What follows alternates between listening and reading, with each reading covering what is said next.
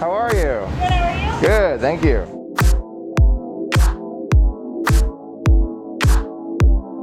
Thank you very much. Have a great day, Michael. You too. Good morning, everyone. Today is another magical day here at Disney Springs. Masks coming off for a moment so I can enjoy the very first drink of the day from this Starbucks. Oh my gosh, iced white chocolate mocha, delicious. Thanks to Melissa. Melissa, thank you again for your gift card. This Starbucks is open. They have all the precautions of all the other stores all around. You can mobile order and pay in advance. They actually recommend that, but if not, you can also stand in line. There's spacing between the lines, plexiglass between you and the cast member. Super easy and convenient, and there is space between the bar where they dispense the drink and handing it to you, which is nice. You can see it's super humid today, but we are out and about back at Disney Springs. So glad to be back. One thing I have noticed living in Florida, especially as we get into the summer here, is that every single drink that I get, every single one, from teas to coffees, all that, it's all iced. There's no hot beverages, basically at all right now for me, and I think that goes for many other Floridians. Just part of the way of life. I gotta tell you, I love Disney Springs first thing in the morning like this. There's no one, there's security and there's cleaning crew. There's no one. I love it. Okay, I can confidently say this is the lowest crowds I've seen at Disney Springs in recent days. There's no one. There's no one. There's one cast member walking right there, a few over there, cleaning crew, security. This is the emptiest I've seen it. Disney Springs soundtrack and no one.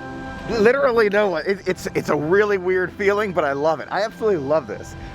Yes. Now I found a nice quiet spot to enjoy this coffee right here. No one around me, as you can see, so I'm going to enjoy it with you. And I'm also going to give you a little bit of an update about some of the things we've heard from Disney about hotels, dining experiences, transportation when everything opens back up. Now these are official updates from Disney. I'm going to read them off to you as we go here. For dining, first and foremost, face coverings will be required for all guests over the age of 2. The mask will be required for all aspects of dining except the actual eating. So checking in, leaving, all of that, mask has to be worn. If you want to go to a table service restaurant, you do have to have a confirmed dining reservation. We thought that would be the case, but this is Disney confirming it. Disney is encouraging the use of cashless payment options like Apple Pay or Android Pay, and they also recommend that you update the My Disney Experience app to the latest version as the time goes by. So latest version for whatever time period you're here. Now, dining in the park will be similar to what we've experienced before. Of course, masks are required. There'll be distancing throughout the entire experience, but if you want a table service experience in the parks, you do have to have a confirmed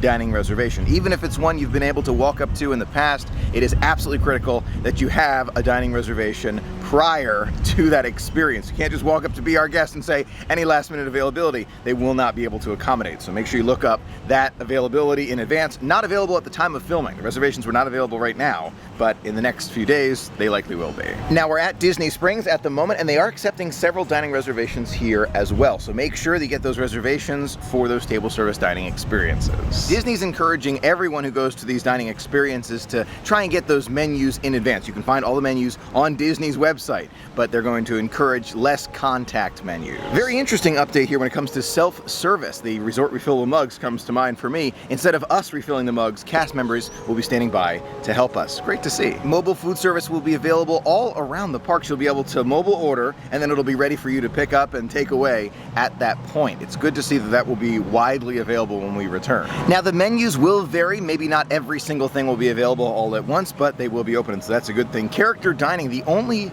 restaurant with character dining will be Topolino Terrace. Very interesting to see. Dinner shows will not be available, and private dining and in-room delivery will also not be available when we return. The dining plan has been temporarily canceled as well. It will return, no doubt about it, but no dining plan for now. Now let's move on to those resort hotels like Port Orleans French Quarter, which is down the waterway that way, and you will need a confirmed reservation or a dining reservation to go to these resorts. We expected that. Face coverings will be required for everyone over the age of 2, and very special screenings may be required for guests as well, like those temperature checks that we see when we come into Disney Springs. Now inside those resort rooms, mousekeeping is a big part of the experience, but it's going to be slightly modified when we go back. They will be cleaning everything, even steam cleaning between guests, but while guests are there, they're going to do a light service. The light service includes removal of trash and used towels, replenishment of towels and amenities, wiping and cleaning of vanity and counter spaces, and vacuuming if needed. That's all they're going to do while the guest is there, while you're in your room. But between guests, there you're going to steam clean your room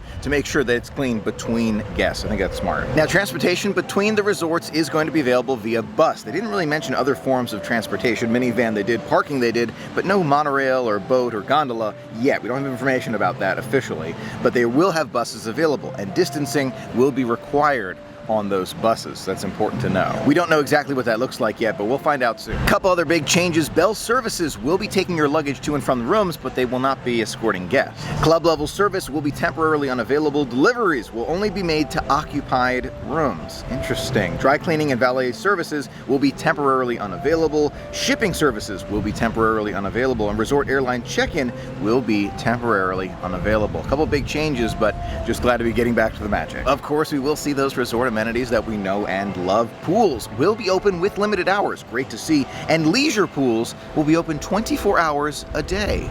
The pools will have limited capacity, which is important. So only a certain number of people can go into the pools at any given time. Now, some of those pool activities will not be open when those pools open back up, just a limited amount, but this is a big one. Stormalong Bay, my favorite resort pool, and maybe yours too, at Walt Disney World will not be open when they reopen, but it's only temporary, it's not forever, and you are welcome to use the Beach Club Villa Leisure Pool if you're staying at Yacht and Beach during that time period. But Stormalong Bay will open up again in the future. The fitness centers are a bit of a unique situation. They'll open depending on county and state rules, and they'll have limited hours. There are a couple merchandise updates. There's new merchandise all around, but one that really shocked me, the fact that pin trading will be available through the board.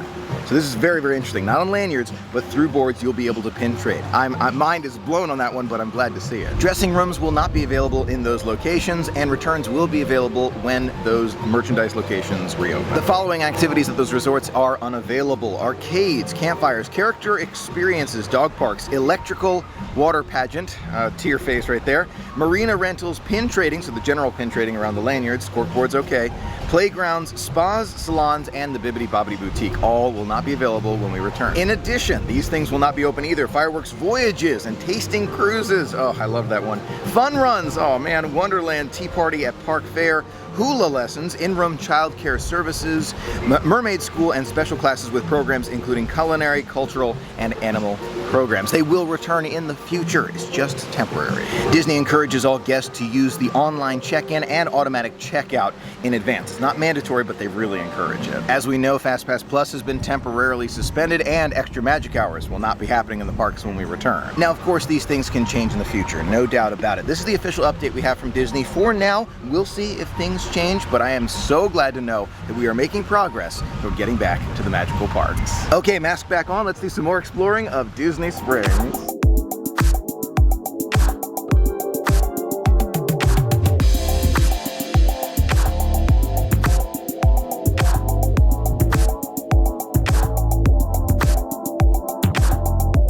Time is 9:55 right now, and this is still the quietest it has been over the past few months that I've seen. Almost 10 o'clock now.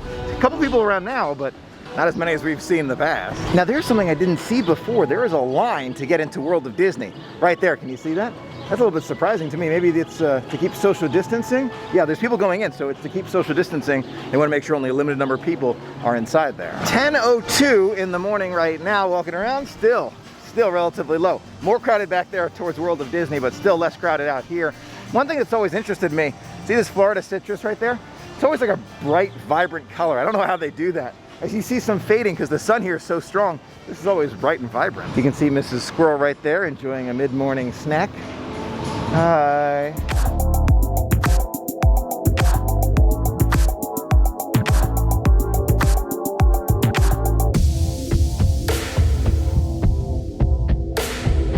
Bye, Mrs. Squirrel. Ah, super cute. So I want to get back to the mask conversation just for a moment, because so many friends have asked me, Michael, how is the mask in the warmer, especially humid day like today? Is it something you can breathe through? Is it exhausting? I wanted to go a little bit deeper on that. Now, when you're excited about something like Disney, you know, I get super excited about Disney, the mask doesn't feel like it's in the way at all, not at all. But after a little bit of time, you know, after a little bit more time and keeping it on, and when it gets more humid, it's overcast today, but the humidity and the talking, that gets more difficult, and you start to feel it as the minutes go by. It's one of the big reasons why I feel like the you rest areas are really, really important. I know that, you know, there's some thoughts about you know, are you being safe if there are people who are in rest areas? But it comes down to personal comfort. Do you feel comfortable in those rest areas where you can take your mask off? If yes, then absolutely. If not, then you may want to leave it on. Homecoming updates right there. For me personally, mask, it's not that big of an issue, but after, let's say 2 hours, you start to feel like, okay, I need to kind of relax a little bit, walk a little slower to catch my breath, talk a little bit less, or talk with more breaths in between, you know what I mean? So there is something to it. You know, there's something to getting used to the mask, but it is totally doable. Let's not forget, there are individuals in other countries who wear masks year-round, basically. It's probably not as thick as the masks that we're wearing during this situation, but they do wear masks throughout the years.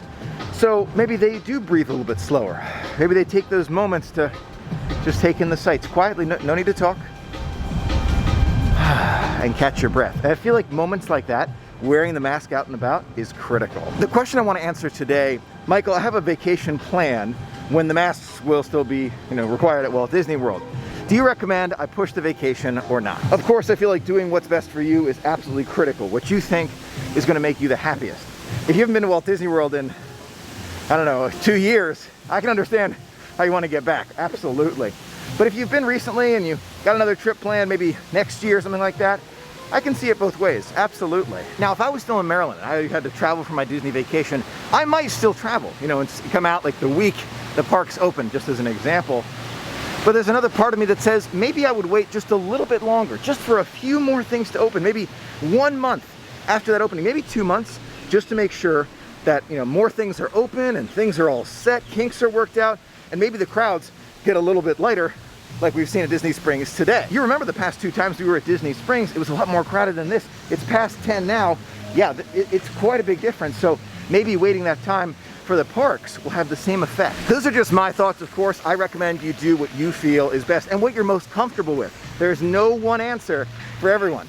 You have to feel comfortable with everything that you do. And we are back at the car now. Thank you so much for sharing in the magic with me today. It was so much fun sharing it all with you. Until next time, have a truly magical day.